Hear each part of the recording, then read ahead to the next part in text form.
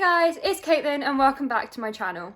Today's video is going to be my February wrap up, except I'm going to be doing it in the same format that I did it last month, which is ranking my February wrap up from my least favourite to my favourite book of the month, because I think that's just a fun way to do it.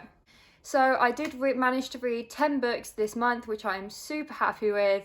I think that's absolutely amazing, and I enjoyed quite a few of the books I read. Unfortunately, I had a few which I actually didn't really love this month, which is disappointing, but what can be done about that? So yeah, I'm just going to get straight on into this wrap up so that this introduction is not too long.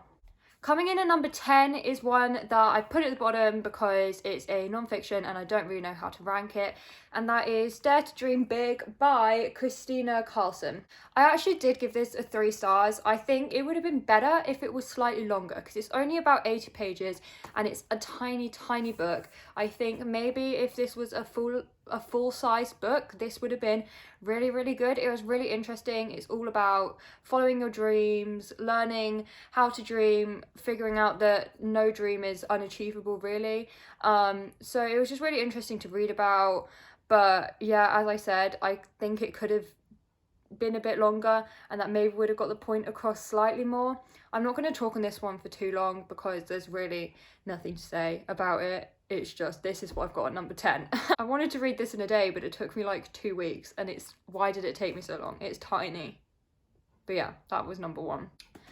Coming in at number 9 is one that I'm slightly disappointed with, and that's Pride and Prejudice by Jane Austen, which I actually gave a 2 star, which I feel is so controversial because this is such a well-loved classic and I so wanted to love it as well. Jane Austen actually wrote my favourite classic, which is Northanger Abbey, which I absolutely love, and I love her writing style in Northanger Abbey. I think it's such a funny book and I wanted that to be what I got with Pride and Prejudice, but unfortunately it just wasn't.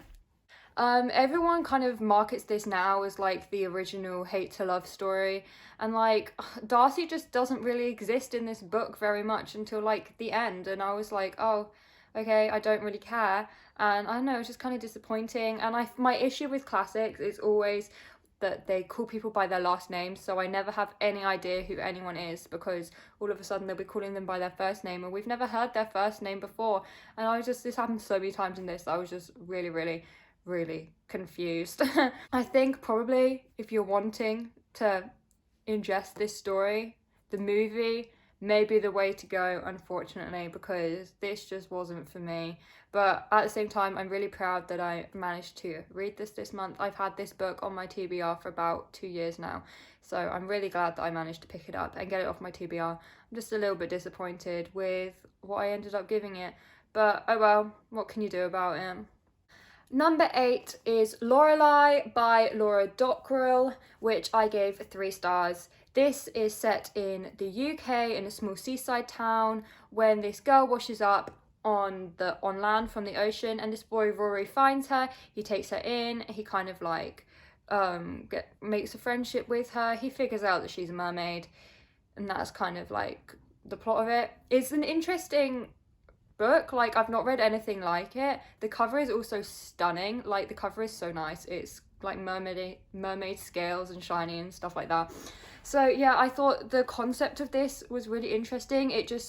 It struggled to grasp my attention too much. I thought maybe the writing wasn't really fully there, and maybe the characters could have done with a bit more development. I did read this so long ago that I'm struggling to remember my full in-depth thoughts about it. I should really start writing this stuff down. Yeah, I remember just feeling a bit meh about it when I read it, just a bit underwhelmed. The book itself is stunning, like it's in multiple perspectives. One of the perspectives is a pirate's perspective, which is really interesting. Lorelei's perspective, who's the mermaid, she was just kind of like, meh. Oh, actually, one thing that was really interesting about this that I did really like is that one of the perspectives is just the ocean.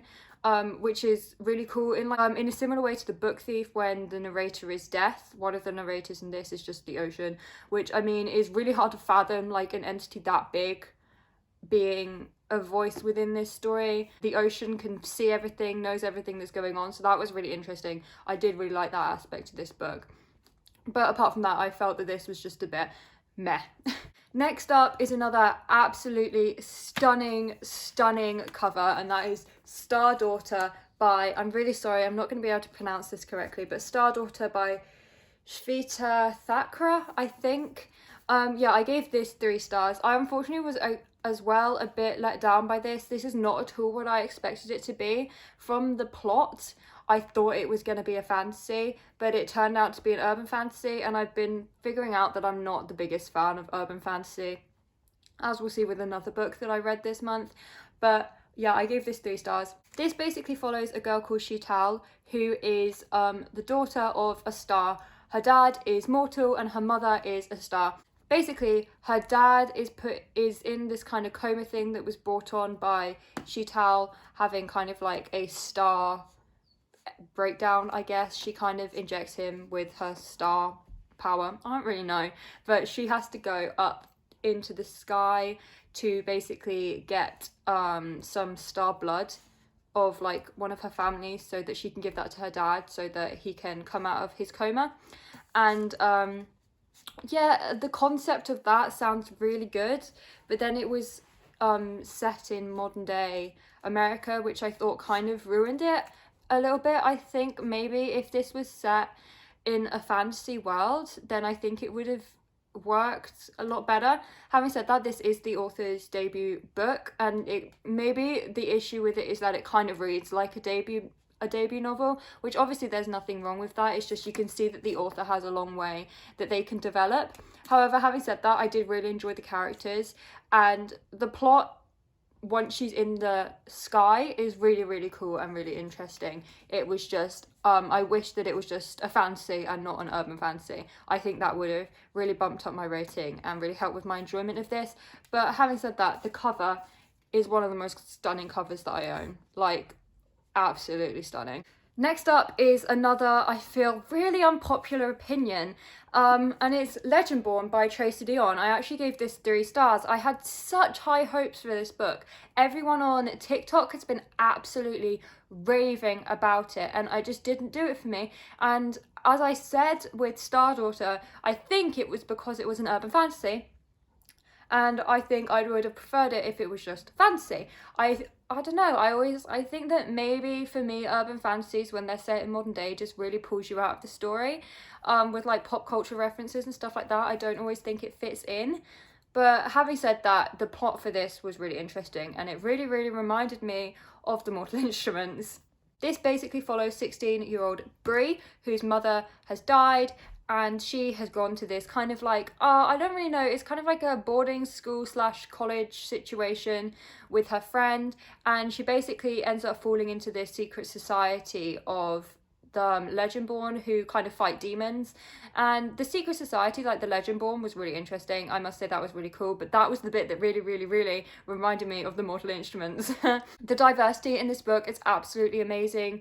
We have POC characters, we have LGBTQ plus characters, including a non-binary character, which was just super interesting to read about, as there's not much representation for non-binary characters. Obviously, I don't have any frame of reference to say whether it's good representation or not, but I think that it was done well, so that's a good thing about this book. The relationships in this book, there is kind of a love triangle situation going on, which, as I say, I love love triangles. I just think they're not always done right, and I'm not too sure whether I loved the love triangle in this. I liked her one half of the relationship, one half of the love triangle. I didn't like the other half of the love triangle, so that kind of just annoyed me whenever she was with the other half of the triangle. The other half, when she was with the other point of the triangle, I was like, oh, just go back to the other one.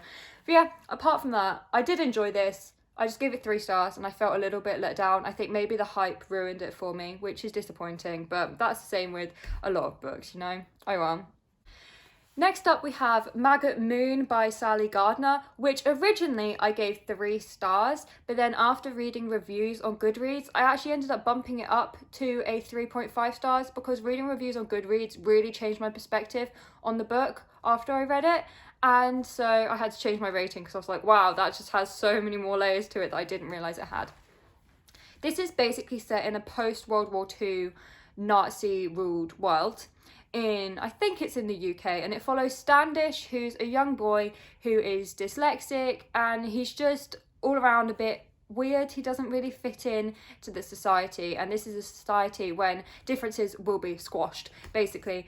And he lives with his grandpa, and he goes to a school with his best friend, and it's just kind of like his day-to-day life. But as the book goes on, you figure out that it's set during the moon landing, and Standish and his grandpa, they kind of figure out that this is a big conspiracy, and that maybe the moon landing's not real, and maybe it's a way for the Nazis basically to keep control and keep people believing in them and keep people in line. And Standish knows that he needs to show everyone that this is a conspiracy and they're not actually landing on the moon. I will say, if you are planning on picking this up, which I would, I think it's really, really interesting. I got through this in a day, but there are some strong topics in this. For instance, there is a scene when a young boy is brutally murdered, and there's no warning for it. It comes out of nowhere, and it is very graphic, so it's difficult to read that scene, so keep that in mind. But yeah, I really like this. As I said, reading reviews on Goodreads is when I figured out that it was set post World War II with the Nazi regime going on, and that's what completely changed my perspective on it. And I was like, that makes so much more sense, and that's so interesting. Like, the social commentary in this is so good. So yeah, I really actually do recommend this one, and this one was kindly sent to me by Box of Stories, so thank you to them. Next up, I have To Kill a Kingdom by Alexandra Christo, which was kindly sent to me by one of you guys, and I gave this one a 4.5 stars. I absolutely loved this one. This one basically follows Princess Lyra, or Lyra, who is a siren, and the sirens, basically every birthday they take the heart of someone who is sailing the ocean, and she takes the heart of princes who are sailing the ocean. She's known as the Prince's Bane. And on the other half, we have Prince Elion, who is basically going out to try and kill the Prince's Bane. He wants to get rid of her so that princes can be safe when they're travelling the waters. But Lyra is cast out by her mother, who is the Siren Queen, and Elion finds her floating in the ocean, pulls her on board. He doesn't know who she is, basically saves her, and they go on like this journey to find this object which is going to help bring down the Siren Queen. And that's what Elion wants to do, and Lyra is going with him because in order to get back to the ocean, she needs to take Elion's heart. And yeah, it was really, really interesting. I know that a lot of people don't like this book. I haven't seen why they don't like this book. I just saw that they thought it was a bit lackluster. So that's what I was expecting when I went into it, but I really, really enjoyed it. I think after reading Lorelei, because I read this straight after I read Lorelei, I was just really impressed with how, like, the whole ocean aspect of this was done compared to Lorelei, so I just enjoyed it so much more. And like, I've not read many ocean-based pirate kind of stories, and I just really, really enjoyed this one. I thought it was very well done. Again, it's very short. I think maybe it could have done with more pages because it is a standalone, but yeah, it was just so interesting. I've never read anything like this, and the relationships were great, and I just really, really enjoyed it. And also, it's a really floppy book, which I always love.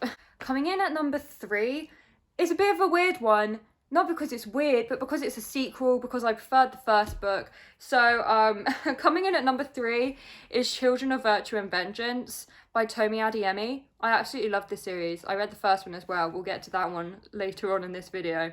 So I'm just going to give my opinions on this now, and then I'll give the plot when I talk about the first one later on. So this one's the sequel. I think this is going to be like a 4 or 5 book series. The third one's coming out this year, which I'm so excited about. This one, yeah, I gave a 4.5 stars as well. I loved it.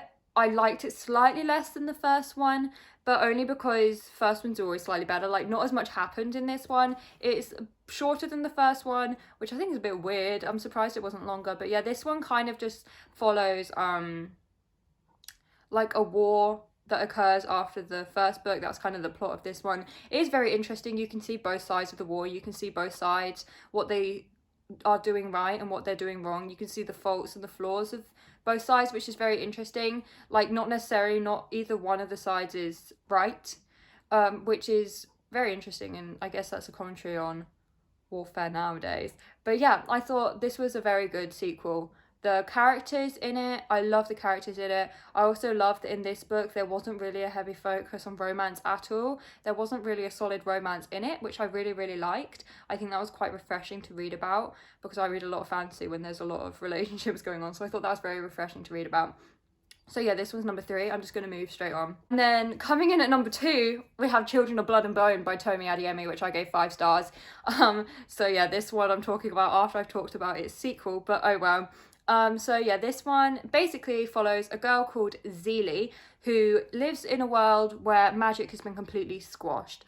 And if you have magic, you have this stunning white hair.